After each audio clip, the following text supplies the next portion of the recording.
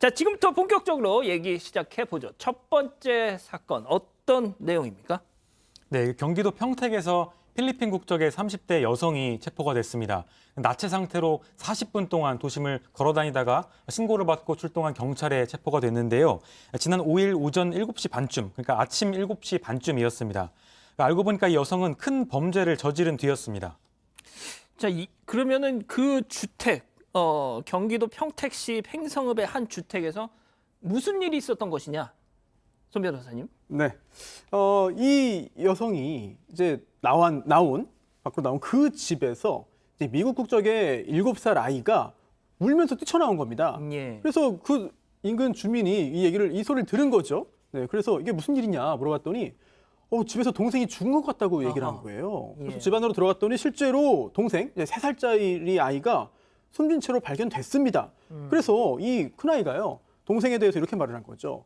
이 집에 사는 여자가 내 동생을 죽였다라고 말을 한 거예요. 그런데 그 여자가 바로 조금 전에 기자님이 이야기한 이제 나체로 활보하다가 경찰서에 보호 조치된 그 여성이었습니다. 그 당시는 바로 알 수는 없었어요. 왜냐하면은 서로 각자 다른 경찰이었기 그렇죠. 때문에. 네, 그래서 경찰이 그 용의자로 이제 그 특정을 하고 동선을 추적했더니 이미 경찰서에 있는 거죠. 결국 긴급 체포했습니다.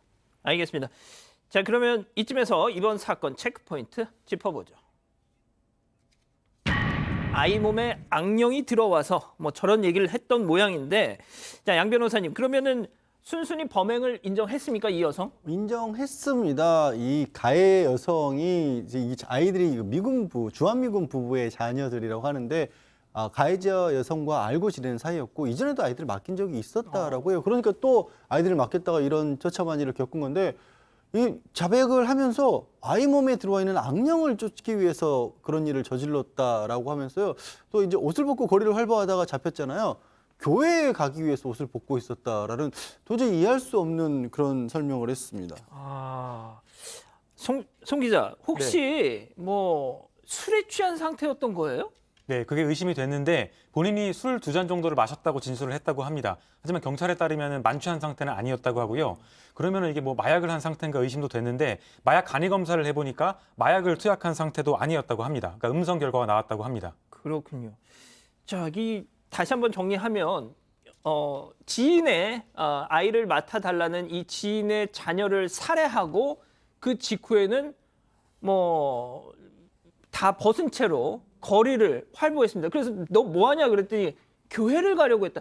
뭐 이렇게 또 횡설설하고 또 무슨 아이 몸에 악령이 뭐 해치였다는, 이거 교수님 뭘까요 도대체? 저 이 기사 보면서 되게 좀 좀 소름 끼치기도 했는데. 글쎄, 지금 뭐 이 정도의 정보로는 정확히 어떤 그 정신 상태였는지 알기는 좀 어렵습니다만 일단 간이 검사에서 음성이 나왔기는 해요. 그러나 제 생각에는 지금 이 행동이 좀 조현병 환자라고 생각을 하기에는 좀 너무 포악하고 더군다나 이제 길거리로 막 옷을 다 벗고 활보하고 뭐 이런 이제 상황이다 보니까 이게 이제 약물 검사를 좀 더 정밀하게 해야 되지 않을까 이런 생각이 드는데, 그 이유는 이 여성이 원래는 한국인 남편하고 결혼을 해서 입국을 했다 그래요. 2019년도에. 그렇군요. 그런데 이제 이 사람이 지난해 이혼을 했고요. 올해 초부터 평택의 한 주점에서 일을 했는데 그러면은 지금 이 평택의 뭐 주점에서 일을 한 경위하고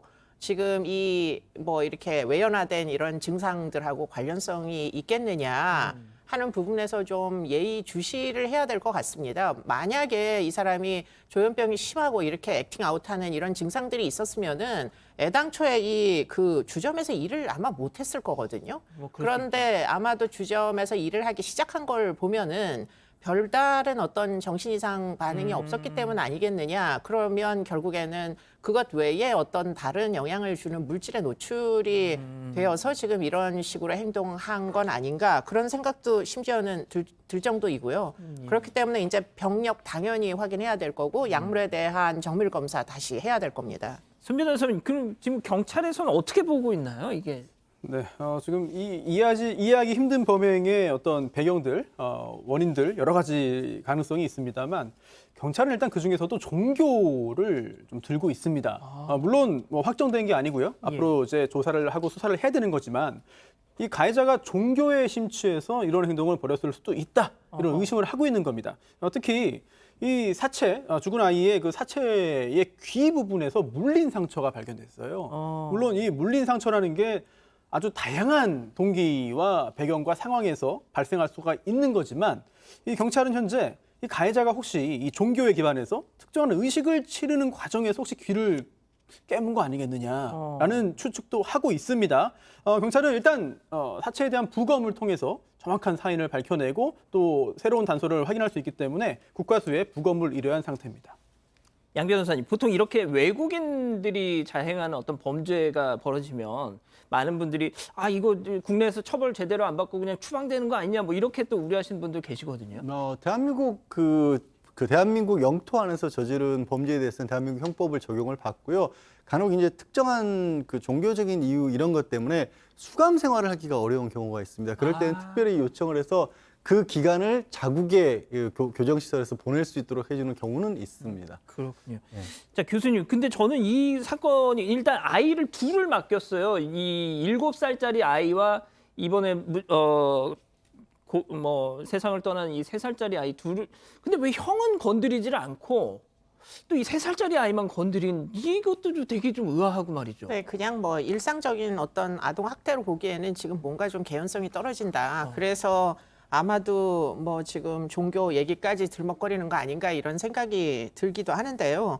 일단은 그 형이었던 7살짜리 그 아동에 대하여서는 지금 아주 뭐 집중적으로 어떤 치료 개입이 꼭 필요해 보입니다. 사실 피를 나눈 동생이 부모도 없는 상태에서 제3의 이제 여성의 뭐 괴이한 행동에 의해서 사실 얘기가 사용된 게 아니에요. 그렇기 때문에 상당한 시간 동안 폭행 치사로 이어진 것으로 추정되거든요. 아마 옷을 벗은 이유도 자신의 그 옷에 척척하게 이제 묻어 있었기 때문에 아마 옷을 다 벗고 나간 것 같은데 그 정도의 현장이었다면 7살짜리 아동으로서는 거의 뭐 평생 동안도 지워지지 않을 트라우마가 생길 수도 있습니다. 그렇기 때문에 당장 입원시켜서 지금 이런 불안 관련 뭐 수면 장애부터 시작해가지고 이런 문제들을 약물 처방이 꼭 필요해 보입니다. 네. 알겠습니다.